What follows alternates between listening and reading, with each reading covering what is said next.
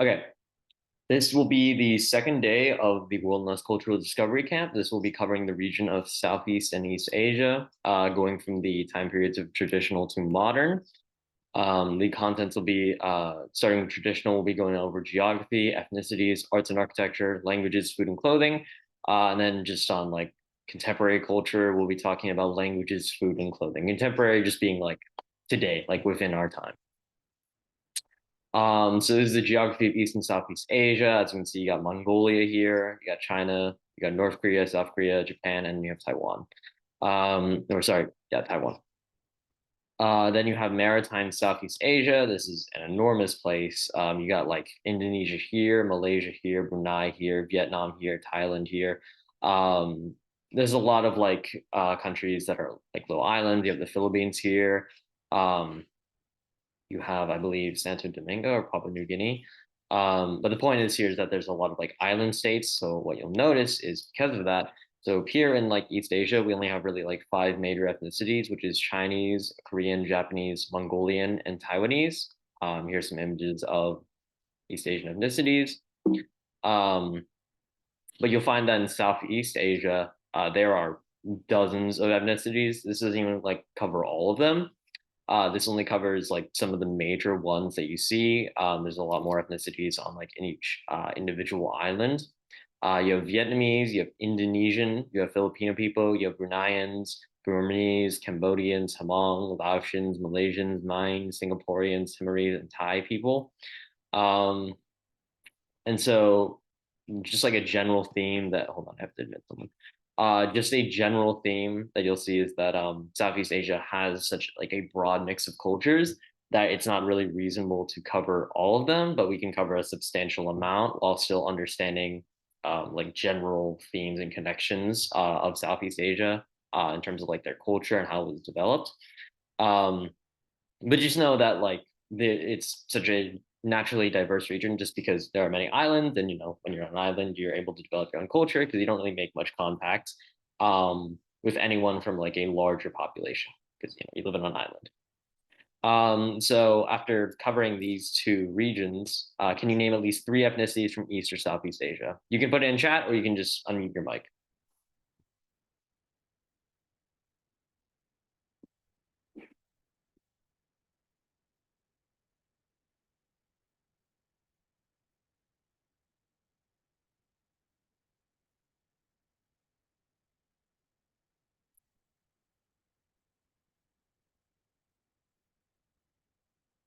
Is no one going to volunteer for that? I mean, it's fairly straightforward. I can also like show you it again. Um, yeah, it's just like any of these three.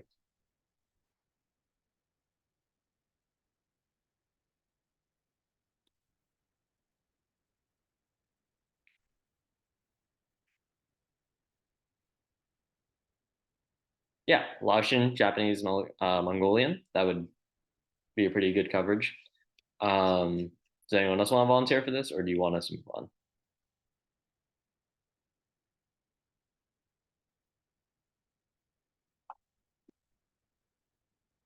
All right, I'll take that as a yes. Okay, so a lot of traditional East Asian art. I don't know what formatting here. So a lot of traditional East Asian art actually, it demonstrates a lot of similarities. This is because of a process called signification, which I will explain in a bit. But in essence, you can notice that a lot of these share a few distinct traits, like the coloring, for example. Like there's a bit of like kind of emphasis on red. Um, you can there's like some very obvious differences here. Like for one, it's like maybe like a lot more greens in here. But like this has like more vibrant greens. Again, this is also based on like the resources that these cultures had access to when they produce these works of art. Um, so like the paper that they would draw on, for example, um, you'll see that like a lot of Japanese art, for example, has like full backgrounds usually of the ocean. A lot of Chinese art usually focuses on like mountains and like city landscapes and rural areas. Um, you also see that a lot of portraits emerge. And these are portraits; these are all landscapes, but the portraits tend to be very similar. Um, some are more forward facing, some aren't, but generally the portraits turn out to be pretty similar. And yeah, you see in Mongolia, for example, they show like the horsemen of Mongolia. Um, and a lot of Joseon Dynasty art looks very similar to this. Not all, but it's definitely a more like darker shade. Again, just because of the resources that they had. And so yeah, can you name like any qualities of any of these art styles? Um, it could be like referring to the coloring, the backgrounds, the subjects. Could be on like the like few details you might see here or there that are excluded from a lot of the other pieces of art. Just to note that like a lot of the art pieces I'm giving here are like broadly indicative of how most of that art for those time periods were. So just like if you can name any qualities of these art pieces. It can also be similarities, comparing, contrasting. That is kind of the idea of learning about different cultures is understanding kind of how these cultures diverge and converge.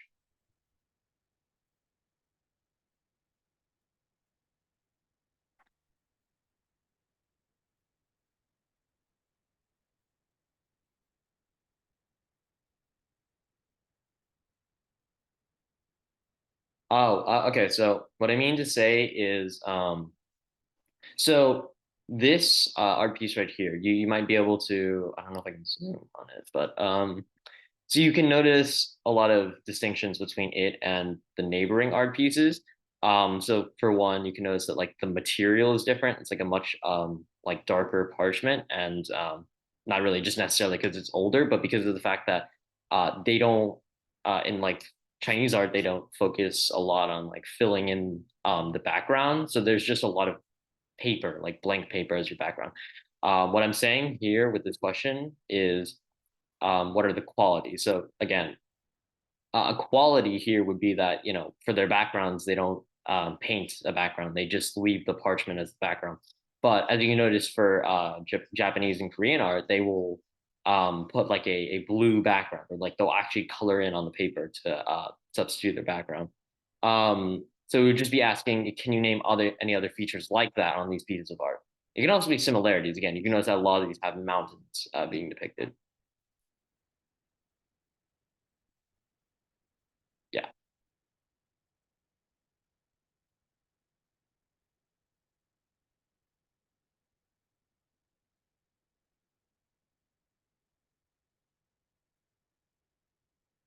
I'll just give like a minute or two more for anyone who wants to answer this question.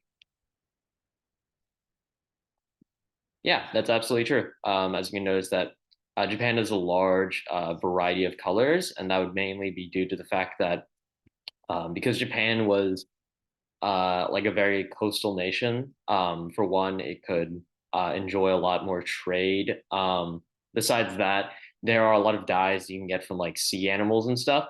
So again, this is just a good example of like just because of like the environment that Japan was located in, you can notice that a lot of other cultural developments emerge from that. And in this case, you have this large diversity of color because of the fact that, well, actually, okay, there's a lot of reasons. For one, during the Sengoku period, there's a lot of warring lords. So each of these like warlords had their own colors to represent themselves. So just naturally there was more color here. But yeah, besides that, there are a lot of dyes that come from like sea animals, like oysters, clams, snails, and you would like take their shells or their natural pigments, and you would use them to paint. Which is why you can see that, for example, like Korea, they kind of have similar blues, but it's also they're not as, I guess, they don't necessarily have the same environment as Japan did. They aren't like completely surrounded by water. Their sea life could also be different. We also know that Japan had like a lot of native flower species that you can get a lot around the world. And so what you'll see is that yeah, Japan has like a lot more color attributable to it because of the fact that simply it just has because it has the resources to do this. And for example, I'll like go over some like glass quality. So China has again kind of a bigger focus on like ink, um, like more kind of blue accents, but not as deep blues. Again, this is partly because they didn't really have those like animals or species or plants they needed to make those deeper blues, but also because of the fact that again you kind of develop this individual art style. Also, China had like a much larger population. It could even be that China had more resources at this time, which is more likely. But the reason why they would produce this artwork could be due to it being older. It could just be simply due to the fact that this is like they don't really care as much about the ocean. Like, I mean, another reason why there's more diversity of color in Japan is just they bothered to draw their ocean. In China, they don't really care for that. And obviously, it's not like they're gonna like fill up their like sky with blue. They could, but a general reason not to might just be that they don't really kind of see that much in their lives. They don't experience it that often. Um, yeah, Korea has generally simpler details. This is for a lot of reasons. Korea at this time was not really that powerful of a country. It was not like necessarily poor either, but it was not as like wealthy as it is today. Um, yeah, so do I have any questions on this? No. Yeah. So I'll just briefly review architecture. Did not update. Okay, then that's fine. So what I'm going to explain here is that this is the Song Empire architecture. This is the architecture of the Sengoku period we mentioned earlier. These are all the same time periods I mentioned. Actually, except for this one, which is the Song Empire. So, as you'll notice, a lot of these buildings have something called like large eaves. And what these large eaves are basically like these shingles that you see on the building. I don't know if you can see them, but if you know what like a like for example Chinese roof looks like, you'll notice that they always have these shingles on them, and you'll notice that they always like kind of overhang on the building. And so these are called eaves. These like these roofs, for example. Um, there's actually a good reason for why these eaves exist, which is because of the fact that these eaves provided protection against rain, against weathering and erosion, because these roofs actually weren't that resistant to rain. Um, and so to counteract the fact that they would very easily get weathered away by rain, instead, the design of these roofs allows the water to like drip off slowly off the shingles in like kind of like a layer of steps. Um, yeah, the roofs are kind of curved, and it's again for the reason I explained, which is just to like prevent water from accumulating on top of these roofs because they couldn't handle it otherwise. The paint would also get damaged. Besides that, these roofs also offered comfort. They'd offer shade and leisure. And so these are like generally adopted simply just because of their utility, because Eastern Asia is also, well, all of a lot of Eastern and Southeast Asia is a region filled with like storms and earthquakes. So you really want to make sure that your architecture is able to stand up against these storms and other natural disasters. And so it just happened these like roofs were suitable for their weather, which again kind of emphasizes a general theme, which is that your environment is often very it can help determine or decide what your culture is like because you have to adapt to it. And so you'll notice that again, the art, the architecture, while not identical, are similar enough that it does raise the question of why are they so similar? Because for example, um, like Europe, for example, also kind of has similar artworks, but that is for a completely different reason. The reason why a lot of art, well, I mean, possibly some reason, but anyways, the reason why a lot of art and architecture at those time periods of like medieval and like early China and like medieval Japan and medieval Korea and medieval Taiwan, the reason why a lot of these kind of like signatures of art and culture were so similar is because of signification. So during the Tang and Song dynasties, which you can see here, it's basically just they were very, very large areas um, that influence a large part of like Eastern and Southeast Asia, basically. Because of this, a lot of other countries either one modeled themselves off of China. So the reason why Japan, for example, is compared a lot to China is because they had something called Taika reforms. Um, I believe this was started by an emperor named Emperor Shikotsu or something. But basically, after this prince died in Japan, the emperor decided that during like this golden age of China, they wanted to like adopt a lot of the practices of China. So they adopted the language, they adopted the government, they adopted the culture, the architecture. They adopted effectively almost every aspect of Chinese culture simply because of the fact that it had proven to be fairly successful during this time period. Of course, this later changes. And so, although Japan does adopt a lot of things from China, of course, it like isolates itself for hundreds of years. It has its own wars. It has its own unifications. It tries to reinvade China several times later. But the point is like not just Japan, but a lot of other countries just modeled their government off like the Confucian or Buddhist values of the Tang or Song dynasties. Um, they would conquer others through war. So as you can see, like the Tang Empire, for example, you'll notice that there's like these regions around the Tang Empire, which is things called protectorates. So there are two ways a protectorate could be established. One is that a protectorate just said, "Hey, I want to be protected by China," because that's what a protectorate is ultimately. It's just saying, "Hey, we're going to let your country protect us. In exchange, we'll give you like our money, our resources, our wealth, really anything." And so because of this, because like China effectively was like protecting or ruling over them, a lot of these governments would be replaced by Chinese migrants going to these other countries or these other kingdoms. Um, and so you would see that a lot more Chinese culture become emphasized in these areas because Chinese people were able to migrate into these places because again, China kind of didn't directly own them, but in an effect owned them. And this kind of goes on to the other point, which is this idea of tributaries. Tributaries are very similar to protectorates. They're almost synonym. It's the same idea. I am protected by you, and in exchange, I give you money, resources, work, really anything you want. Um, and so, you know, if countries are more associated with China, obviously they'll become more Chinese because they're literally ruled by them. And so, kind of in a similar way that Japan becomes more Chinese, these governments to kind of sympathize with China will adopt a lot of Chinese culture in order to kind of like suck up to their overlord or like to their uh yeah their overlord in this time period.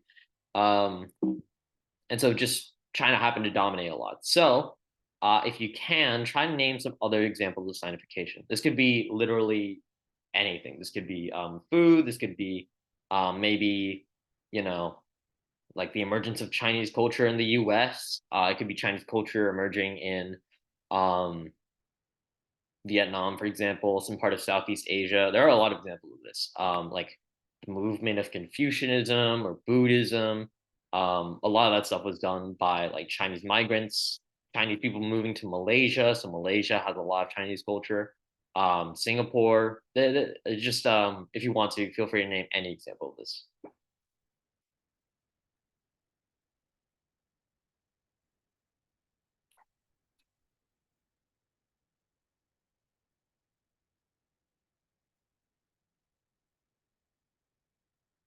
Migrating, yeah, I mean it's a good example of signification. It's a very broad one, but that is generally true. Signification would happen just because yeah, a lot of peasants during this time would move to these other countries, and since they were like all under like kind of the curtain of China, um it wasn't like the governments obviously weren't going to kick them out or anything.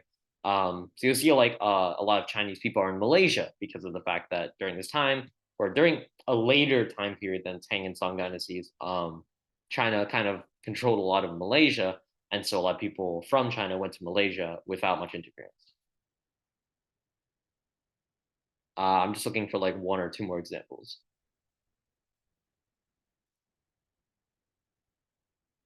Yeah, exactly. The Chinatowns in the U.S. So this is a more specific example of migrating.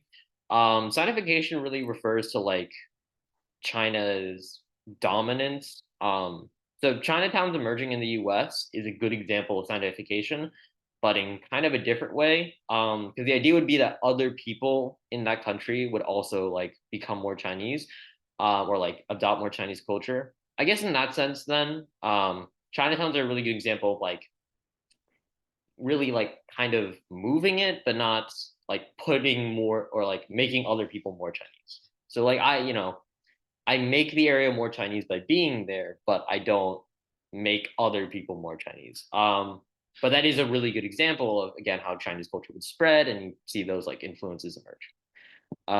Okay, so then we'll go over East Asian languages. Just to clarify, script is just an alphabet. It is basically an alphabet. It's like a written alphabet. That is it. So the Chinese language, we have our oldest written example from King Wu of the Shang Dynasty. This was about like 3,000 years ago. So as like possibly many of you know, Chinese is just based entirely off this idea of like drawing certain items or events in order to like depict them. So that's what a pictograph is just a picture for the word you're trying to say. Like I would draw a dog if I'm telling you about a dog. It's kind of like hieroglyphs. Of course, it becomes more refined after this, but the original way it started it was literally just draw what you see, admitting another person. Yeah. So then you have ancient Japanese. This is Yamato Kotoba.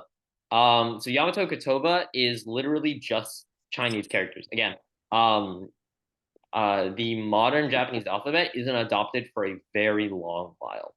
Like takes like 800 years to get to that point. And so there are some unique syllables Japanese. 加一，来看这个吧。What history? What culture? Yeah, sorry. So yeah, a lot of ancient Japanese. There were some unique syllables that were developed by the native Japanese people, but for the most part, they would have taken a lot of the alphabet and a lot of sounds from Chinese, and so you have this. But interestingly enough, Korea. So Korea actually did use Chinese characters for a long time, but it was really only a lot of the elites or the nobles of Korea. So like to clarify, these nobles were Korean, like they're Korean in ethnicity, but they would learn Chinese, and a lot of peasants couldn't do this because learning Chinese is obviously like very hard. As you can see here, it's almost impossible basically to like memorize all these ancient characters, and so basically what a lot of nobles would do is they would learn this and it would kind of like show, hey, I'm better than you. That was literally the only reason that they learned it. So Chinese was the only language used in a lot of government documents, a lot of files, whatever else you needed to like write a law, it would always be in Chinese. Even the original book that showed how Hangul or the Korean alphabet was created started off in like the Chinese alphabet because obviously the king knew how to speak Chinese. And so Korean was founded by King Joseon. Not really. He says he like, funnily enough, so he insisted that the scholars who actually made the language name him as like the true creator of Korean. He was not though. It was basically he just got a lot of like very smart nobles from around his kingdom to make the language for him in secret. And what this would do is allow peasants to be able to read better and feel more connection to this idea of being Korean, and weaken kind of Chinese influence at the same time. And yeah, Hanja is like what they call Chinese in Korea. They still use it, it's just much less now. And then Mongolian at last, it comes from the Uyghur. Uyghur is like this Turkish ethnicity alphabet, and it was adopted in Inner Mongolia roughly 800 years ago. As you can see here, it shares more resemblances to like Middle East, which is where the alphabet originates from. But of course, then we have a drawing activity. I will actually hold on. I will pull this right now if I can, or just ask you if you want. We can do this drawing activity now or at the end. If we do it now, then it would just be draw this and then submit it at the end. But we could also do it at the end and then you submit it at the end. Let me see if I can pull up a poll. But if I can't poll, then you can just write your answer to me in chat or like private message me it, just so I can see if you want to do this now or later.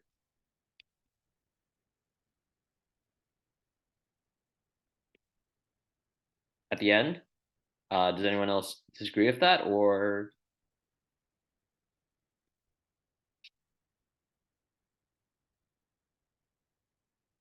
all right, I will take it that we'll just leave this one for the end. So because we'll just like put all together the activities. Okay, so modern languages.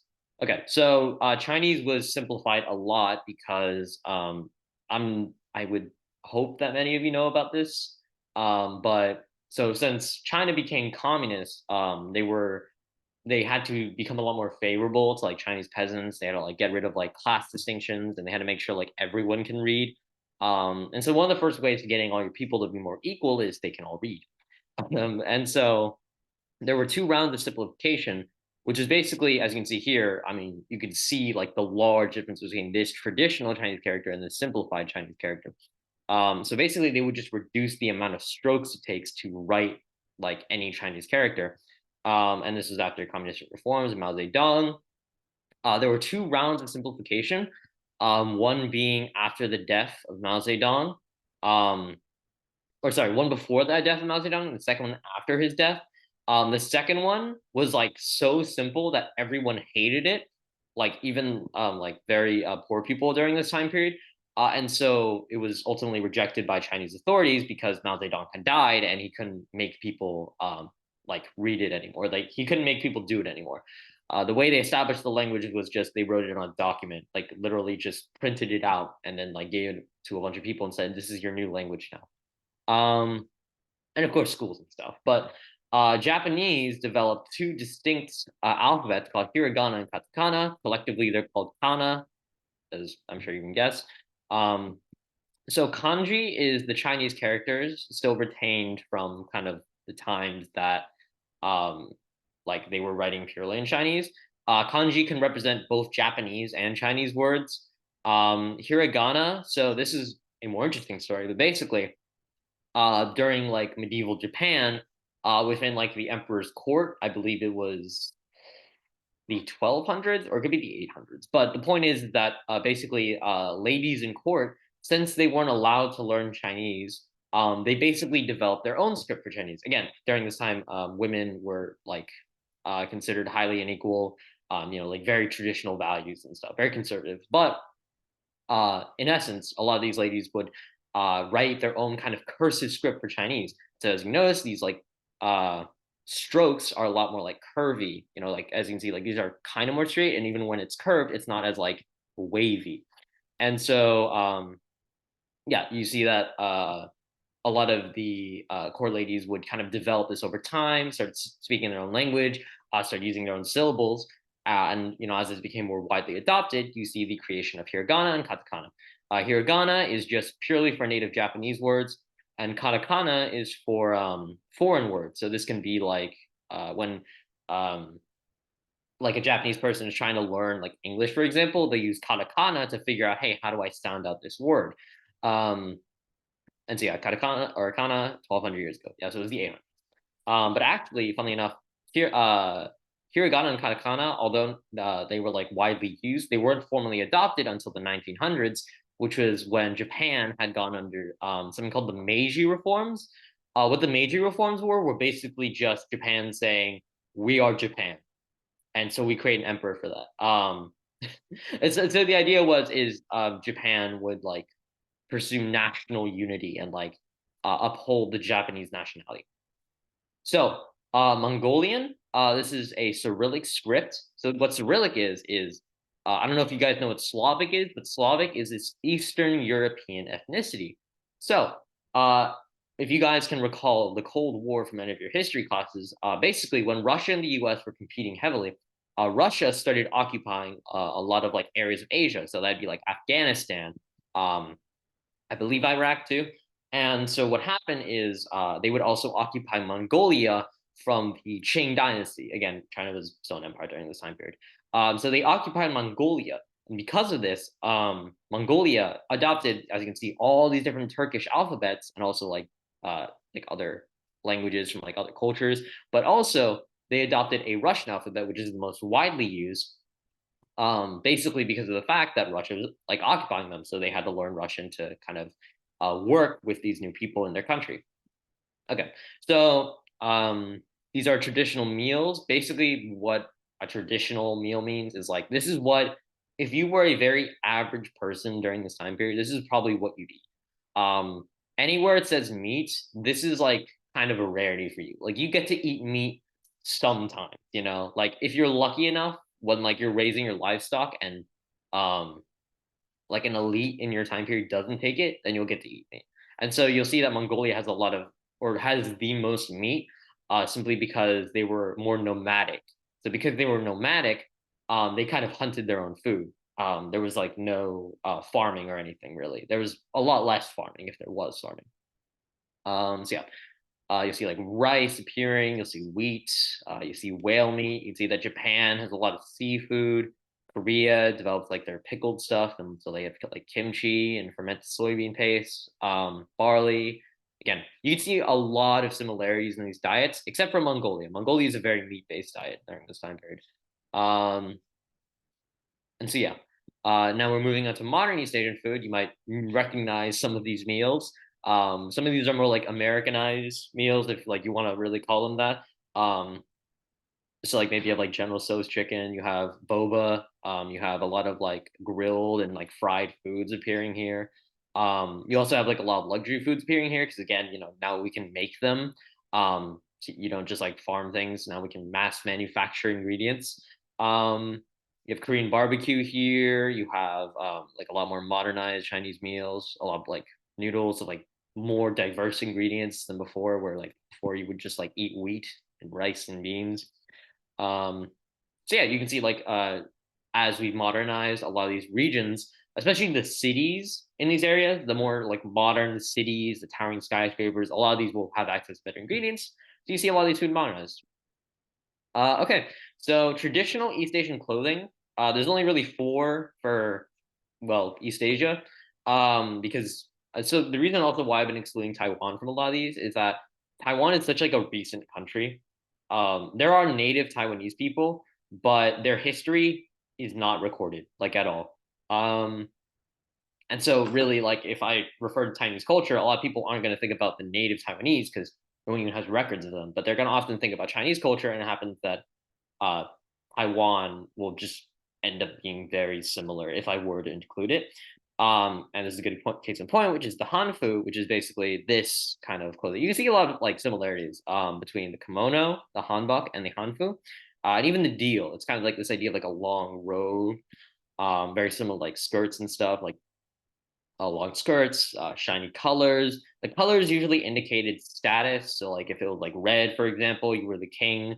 It could also be blue. It really didn't matter, but just generally, like if there were brighter colors, that meant you were like an elite at that time, so you could afford the brighter colors. Um, and so yeah, you'll see some similarities. This has more Turkish elements, for example. Again, kind of emphasizing the cultural development aspect. You'll see that these are fairly similar between China, Korea, and Japan. Again, sinification. So a lot of these kind of stayed consistent. Japan adopted more flowers because again, their environment had a lot of native species of flowers. They also had like cherry blossoms. And you have modern East Asian clothing. You probably also recognize this better, possibly. You'll see this wearing by like K-pop bands or like I don't know, canto pop bands. Really just like a lot of more modern features of Asian life. And most of this modern clothing exists really in cities. I'm sure that you might know this, but a lot of traditional East Asian clothing is still worn kind of as like a festivity. But this would probably be more common to see for like an average like 20-year-old in any of like these cities from any part of East Asia. Like for example, this is Mongolia, this is Japan, it's also Japan, it's Korea, this is China. I believe this is China. I think that's also China. So yeah, just in general, you'll notice that also the clothing styles kind of become more similar because of the fact that cities, because of how many people they have there, exchanging ideas, migrating there, you'll also see that a lot of these cultures kind of homogenize. And so, or also because of the internet, that they have kind of constant access to like learning about these new styles. And so, yeah, what can you compare and contrast between modern Asian and USA clothing? Um, so any similarities, any differences that you can mark between like, I don't know, typical American clothing and um, like the clothing you can see here. That can be related to anything really. It can be referring to like the materials, the coloring. Yeah, it's kind of more formal. And I guess in a sense, I think what you're referring to is like more Western, and more Western being like, you know, like you can see them better as like businessmen, or you can see them better as like sophisticated city people. So you'll see that like a lot of the colors are more like black or white, like darker or like brighter. But like it's a bigger emphasis on kind of the colors you'd see in like a suit, for example, or like tuxedo. It's like black and white mostly. Well, for the most part, not completely, but only looking for about one more comparison here or contrast.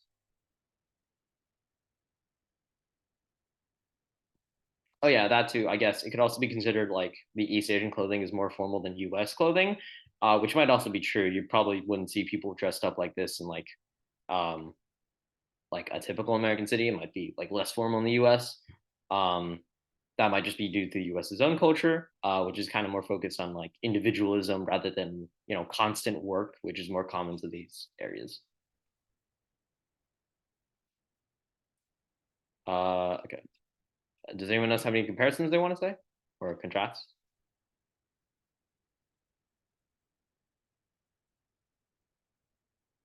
All right. And so in that case, we're going on to Southeast Asia. So the reason why you're only seeing three languages here, there is a very large number of languages, but a lot of these are indigenous languages, of which there are possibly dozens to hundreds. Um, it's less so that I do not want to cover them, and more so that I feel as though you will not really get a good idea what Southeast Asia is, because you are going to be focusing on too many specifics rather than really what the like broad kind of idea is of Southeast Asia. Because really a lot of Southeast Asian history, um, it's a lot of convergence and divergence. But some of the most kind of pervasive aspects is Thai, Malay, and Indonesian.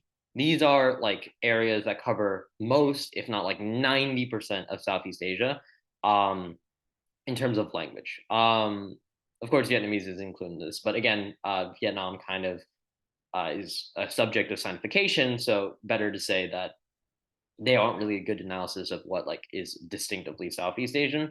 They're more so in the geography than in the culture.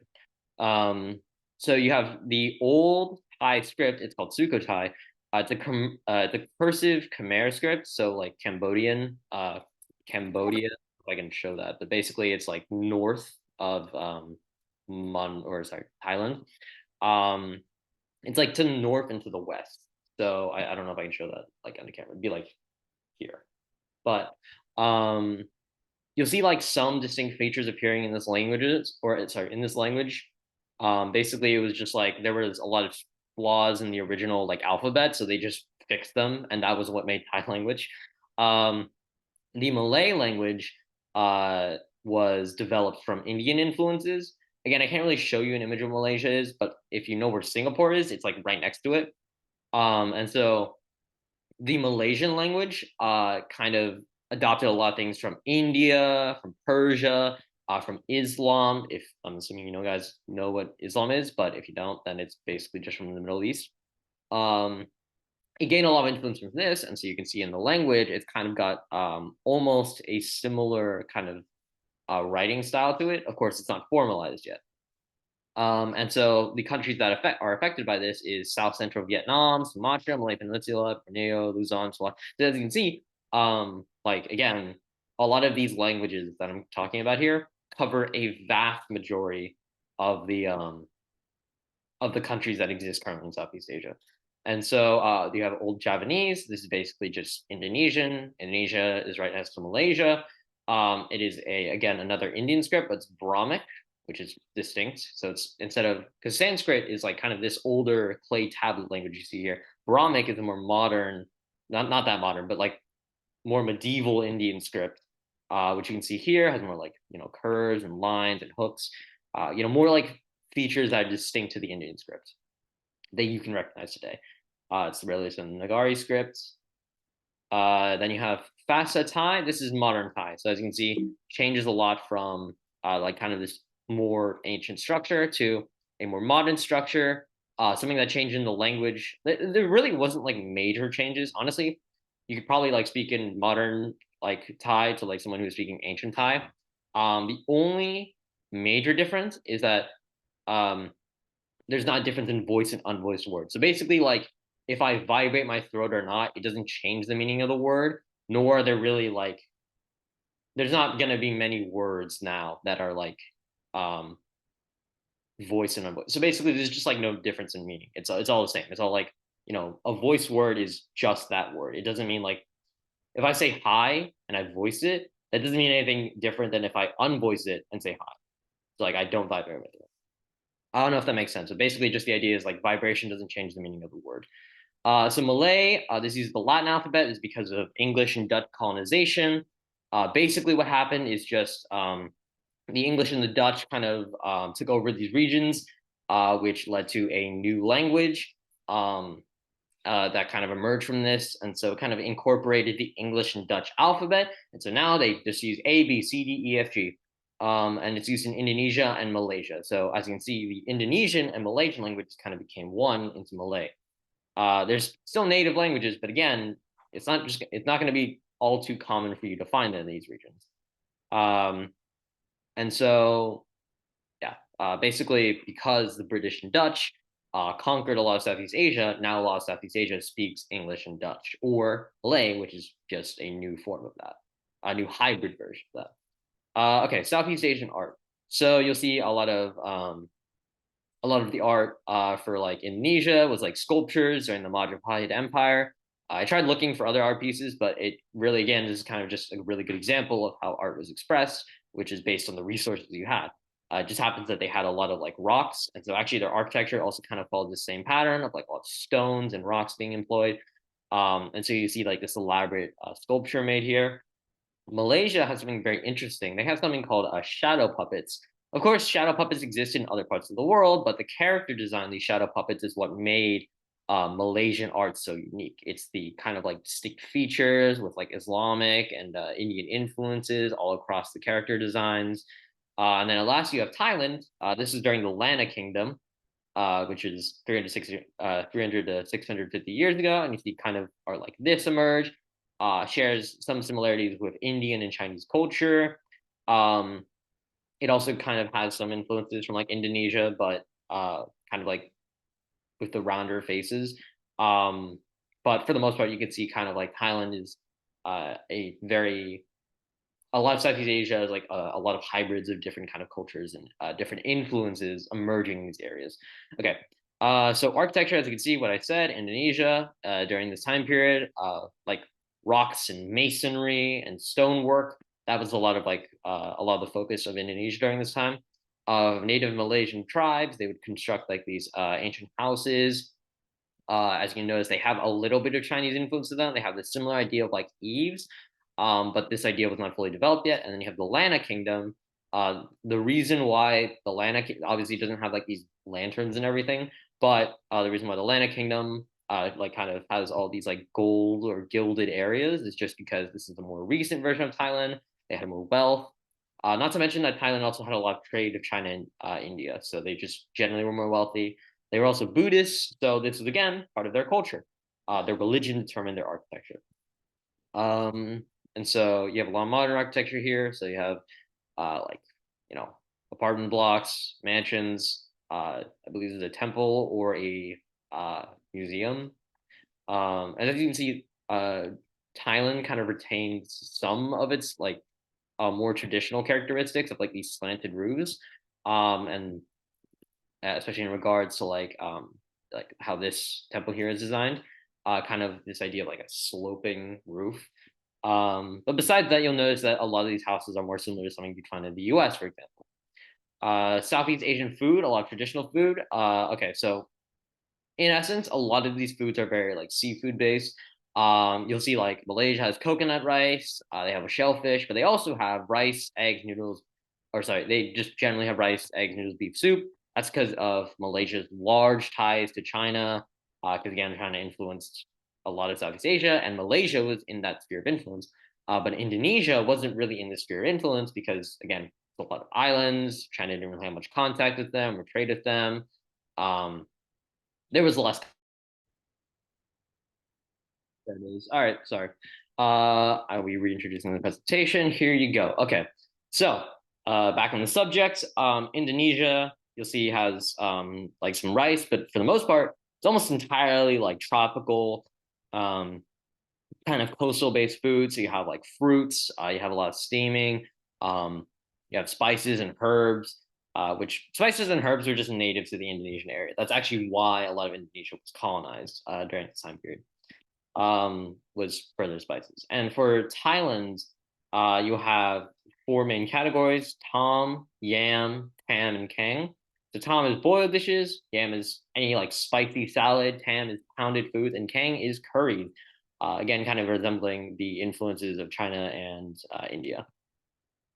East Asian food, modern, again, as you can see, some idea, more ingredients, more diversity, more like sophisticated, more luxury, mostly because, these countries just have more more access to like goods outside of their country, because of trade, because of exchange, because, all these things we can do because we have boats and ships and airplanes.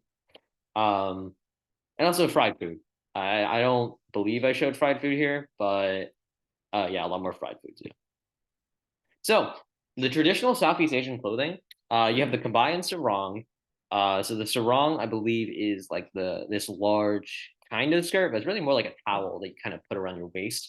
And the kabaya is like the robe you put on, or like the vest you put on top. The sign is like this the entire outfit here, which is like the shirt, and then also again kind of similar kind of weave around it. This is for Laos, though. We didn't mention Laos. I'm now introducing this because again, this is kind of show this idea again of like I could be covering these people, but it wouldn't really give you a general idea. However, just to illustrate a point, here's a lot of more specific examples of like different cultures and different aspects, just because of how many countries and nationalities exist in Southeast Asia. You have the Cheongsam and Jeba, Cheongsam, the Jeba. You have the Sampot for Cambodia. As you can see here, it's a like very festive outfit. And then you have Barong Tagalogs.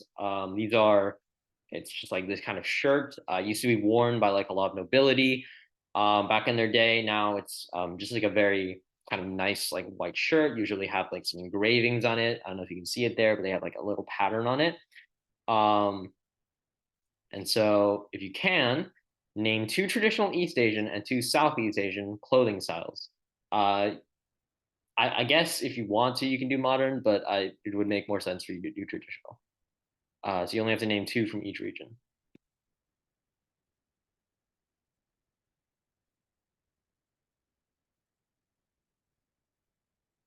Again, I'll just give a brief overview of the Southeast Asian ones.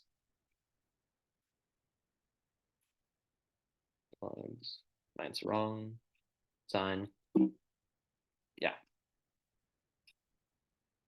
So really, this is more like a memory test of how well you can remember the East Asian ones.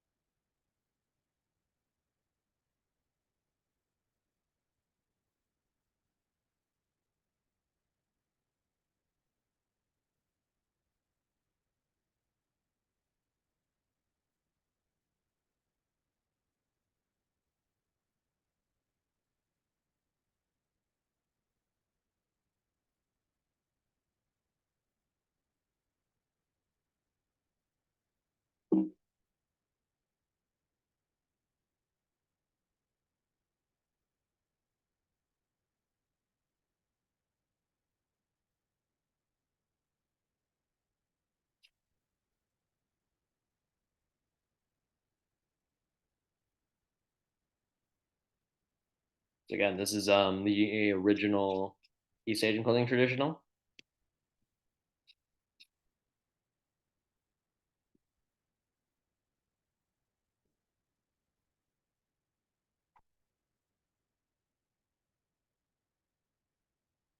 I just need two examples of each. Yeah, the Laotian, the Cambodian Sampot, the Japanese kimono, and the Mongolian Dio. Yeah, it's great. Okay, so do you want to leave this activity for the end again? It won't really matter since I think within reason, you guys can probably do this after the camp. I just want to clarify again that so for these drawing contests or for actually I also want to clarify that for Kahoot, for any contest that we host during these cultural camps, like the first place winner will always get a $15 Amazon gift card. Regarding each contest, I do want to like try and avoid giving people or like letting one person win everything, but in theory, if they win everything, they would get $45. Yeah, the deal, Hanfu, Sin, and Senpai. Yeah. If you want, we can leave this contest for the end, just as like a later submission, or we can do it right now, and I'll just give you time to draw this.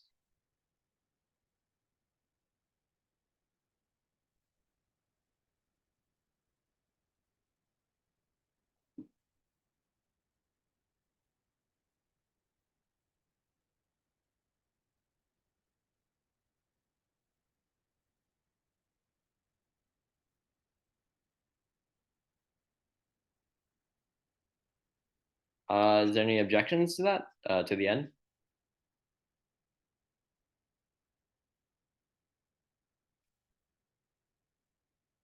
All right. Then I'll leave this activity for the end. I'll just kind of leave you with that task for anyone who wants to do it. Okay. So on modern Southeast Asian clothing, as you can see here, kind of similar idea. Urban people wear very like Western outfits, like the suit from Europe. This is kind of maintaining traditional elements, but definitely incorporates a lot more design elements from like Europe's, like like a sleeveless kind of blouse. But also you can see here like long sleeve sweaters, these modern jackets. You can see materials are more accessible, but also some more interesting is that a lot of Southeast Asia maintained a lot of more traditional aspects to their clothing. So you might be able to notice the patterns are very similar to like the traditional clothing that you had just seen. But of course, also you have like more modern clothing that's obvious here, like stuff that you would definitely see in the US. So yeah, that's it. Thank you for participation. We have a Kahoot. Again, this is just valid for a competition. Whoever wins it will get a $15 Amazon gift card to their email. Which, speaking of which, check your email. Okay.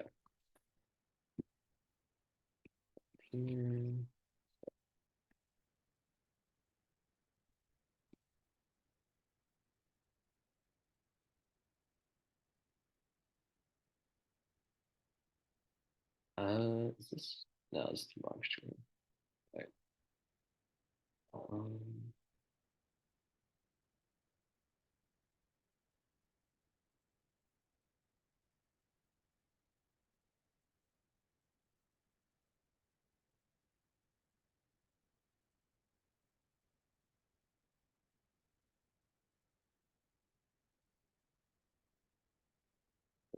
no, that one's right.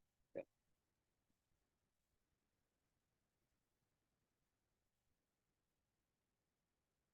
There you go. Okay. This is our Kahoot. Feel free to join using the game pin here, 7285284. He's also a QR code in case you need it. You can join on your phone, you can join on a computer. I believe I also have the settings enabled. Yeah, so you should be able to see all the questions and answers on your phone, so you don't have to look at the screen.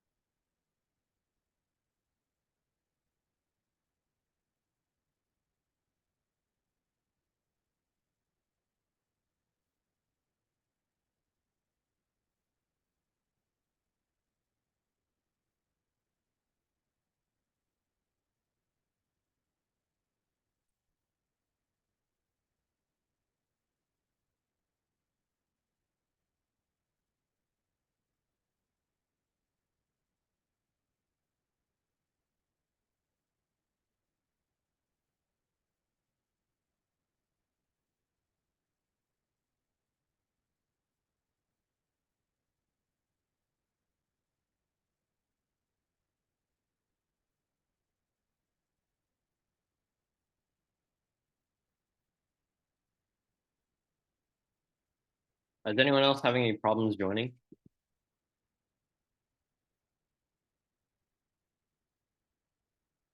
Yeah, there it is. Okay. All right. I think I'm just going to start now since we're kind of running short on time. If you still want to join, the code will be at the bottom of the screen. So this is Kahoot. Eastern and Southeast Asia. This will be covering most of the topics I mentioned within the presentation. What country does this art style originate from?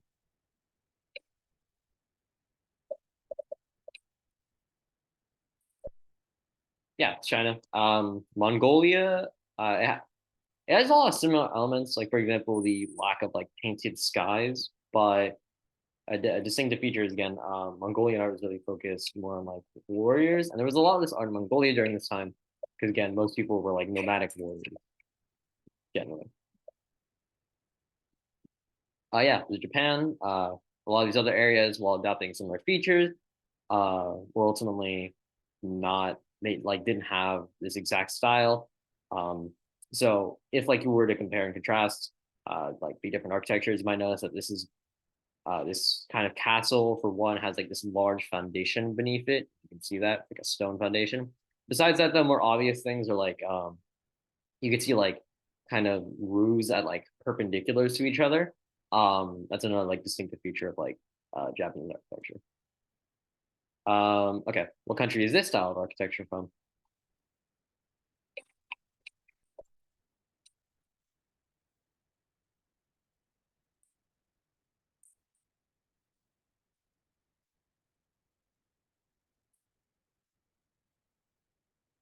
Yeah, it's Mongolia.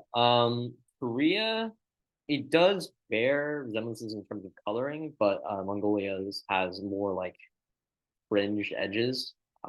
Like I don't know if you can see it, but like on their eaves, it's like more kind of tilted upwards. Of course, there's also like a lot of similarities between this. This is like an image of the architecture I showed you earlier. Chloe on top. What is signification?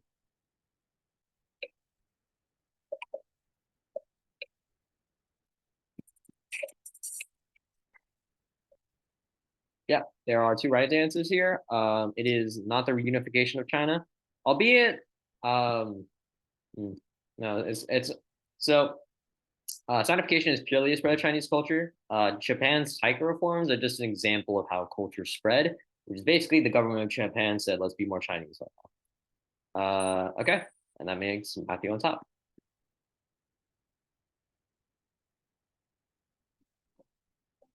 The reunification of China would be less so scientification.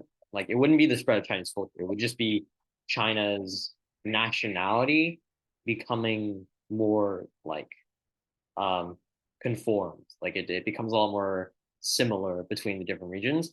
But ultimately, like that doesn't mean like other places are made more Chinese. It just means that there's kind of more Chinese people that are. It'd be less Chinese people are fighting each other. Yeah. So Joseon is like the founder of Hangul. Um, at least like again, that's what his documents say. He did not create it, but the reason I'm referring to him is because he effectively like put it into action, the creation of it. He like called for a law, or not really a law, but he just ordered them to make it.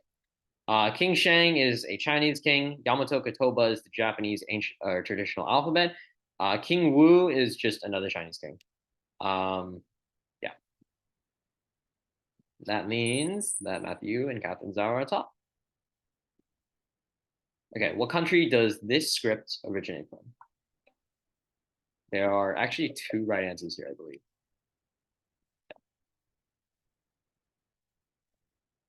It's not Persia and Iran, but it is Turkey and Mongolia. It might bear resemblances to those scripts, but it is distinctively a Turkish script. Um, Persian would be more in Southeast Asia, but Iran didn't actually have that much influence over Mongolia. It might have been near to it, but that was really only like the later years that this script in particular, or no, so like a different alphabet would emerge from Persian influences. This is not that alphabet. This is purely me talking about the Uyghur population, which lives around there, which Uyghurs are Turkish.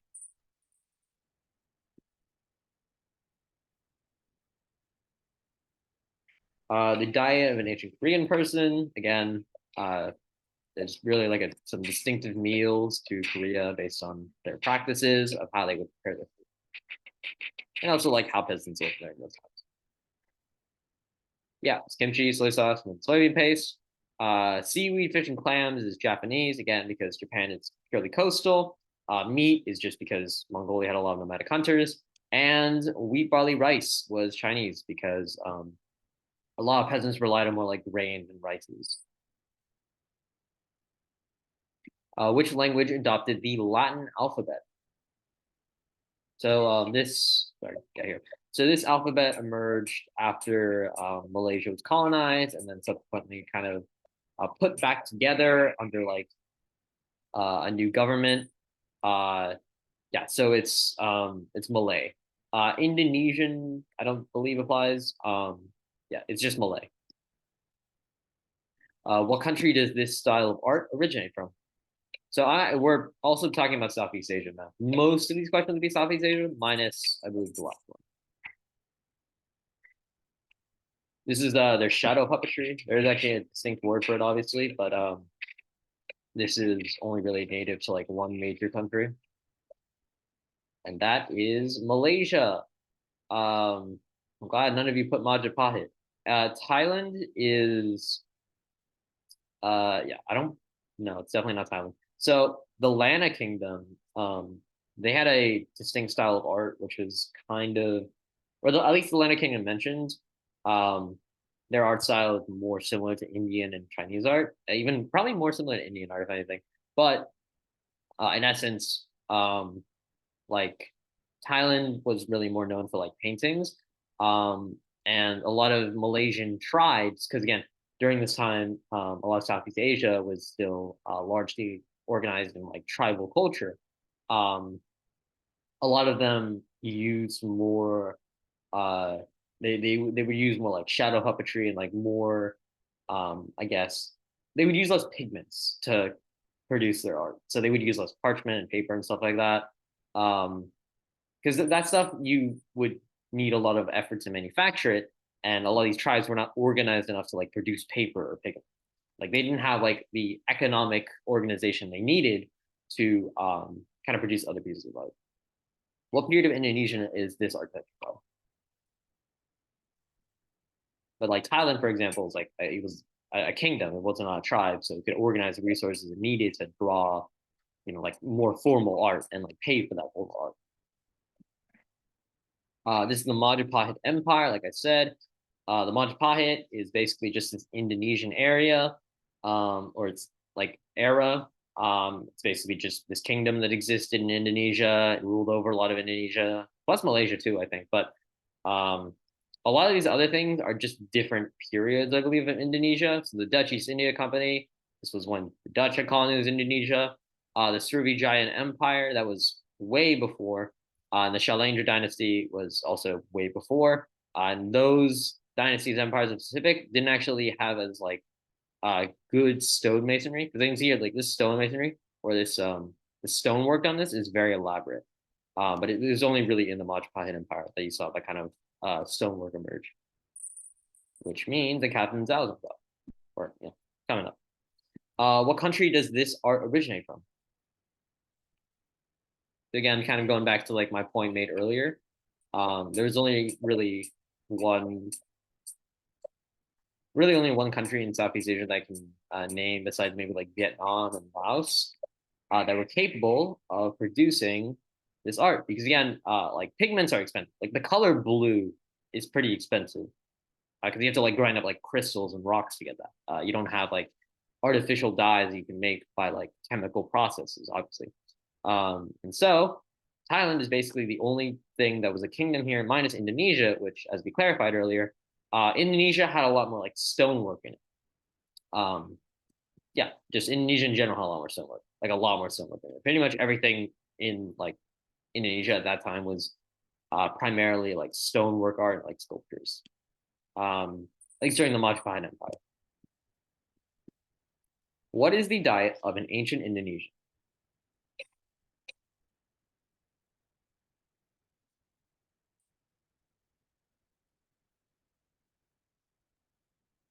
again, you also have to think about the geography of Indonesia. Indonesia is a like series of different islands. It encompasses like a super broad area, super America. Yeah. So this answer here easily has probably the most answers relating to what you would associate when you live on an island. So you have fish, coconut, fruits of grilling, and various spices. Indonesia is also widely known for its spices. Again, that's less geography and more just there's a lot of plants there that produce spices. Spicy meat, coconut rice. I believe this is more native to Malaysia, I believe. Yeah. Tom Yam, Tam, and Kang. These are, I believe, Thai, and then this is just the Chinese diet. And again, really trying to emphasize that like the diet of ancient Indonesian was really more related to like fishing and like anything you can really find in the ocean at that time. Well, fishing and hunting and gathering. What is the traditional Indonesian outfits?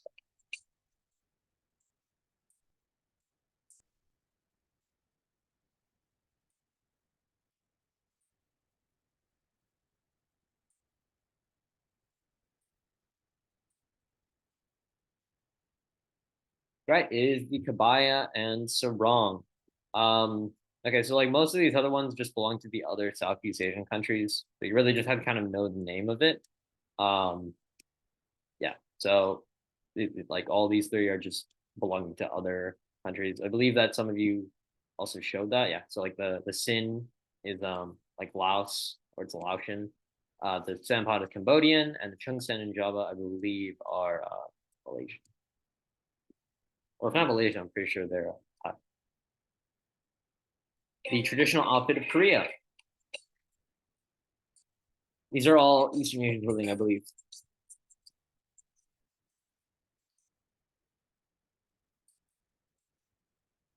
Yeah, it's the hanbok. The kimono is Japanese. Albeit there's obviously similarities, but the kimono is distinctively Japanese. That would be Hang Zhao, Catherine Zhao, then Matthew. All right, so that'll be a $15 Amazon gift card up for that. And we'll just finish off with the videos and activities. I'll send you guys all the Google document. I'll send you right now actually, so like in case you might need it earlier.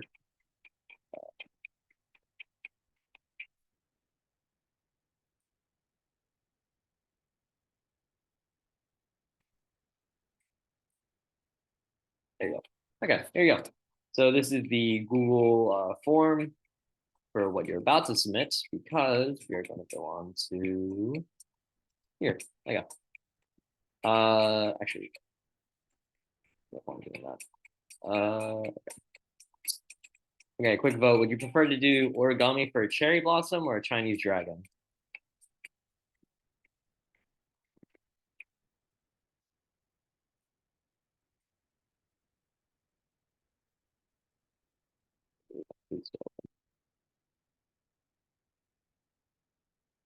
Yeah, what do you guys prefer?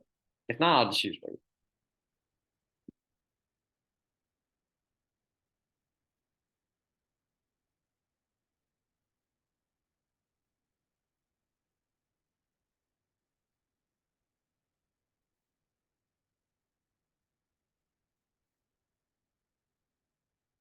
All right. Then I'll just do the. Okay then.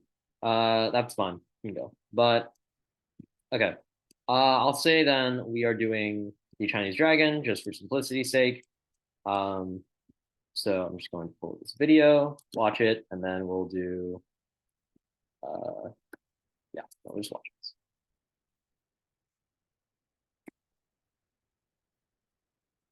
My name is Ella. I'm used to just learn head down and watch what the future. Brilliant is different. It's very interactive. You're taking part in the lesson.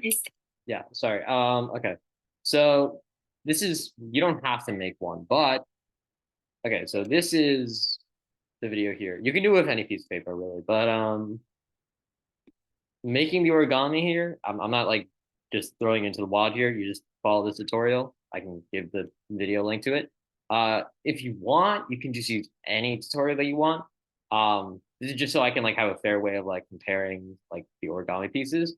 So you don't have to make it, but if you want to like compete for the prize, or if you just want to like learn how to make one, then this video is here. So we're just gonna watch this, and then you can submit it to the Google form that I sent earlier. I will be sending link to.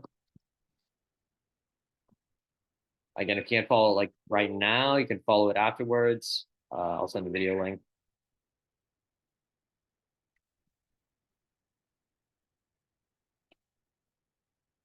And again, like it's fairly straightforward. It's kind of meant to be.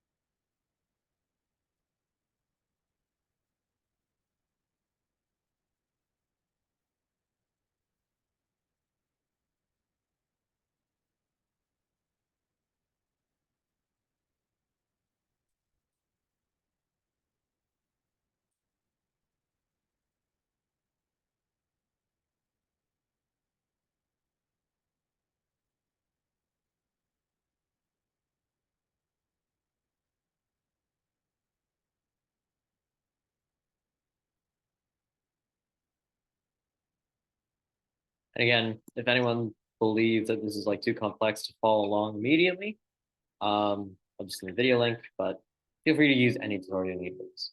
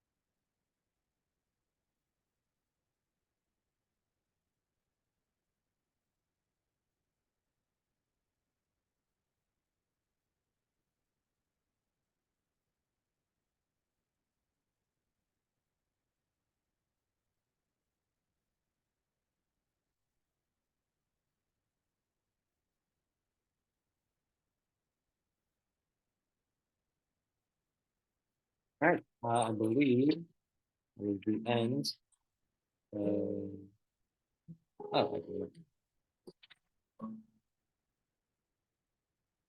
By the way, when we're done with this, I'll just give like a list of the things that you can compete for in terms of drawings or in terms of, and obviously I'll resend the Google form right before this ends.